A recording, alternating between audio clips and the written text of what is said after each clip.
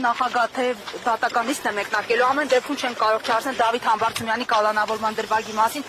օրինաչափությունը այս պարագայում պահպանվեց, ընդդիմադիր գործիչ է կալանավորվել, ձեր դիտարկումները։ Մենք այդ առիթով դատավարությունից անմիջապես հետո հայտարարություն ենք տարածել, որտեղ մեկ անգամ ևս ընդգծել են, որ Հայաստանի դատական համակարգը քաղաքականացված է եւ դատավճիռները, այսպես ասենք,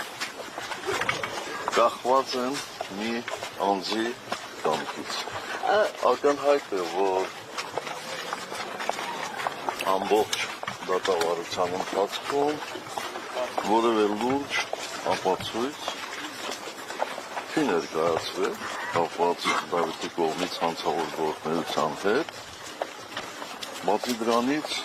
այդ հոդվածով աննախադեպ ժամկետ է կիրառվել, բնականաբար այդ ժամկետը կիրառվել է, որպեսզի որևէ կերպ համաներումը չազդի այս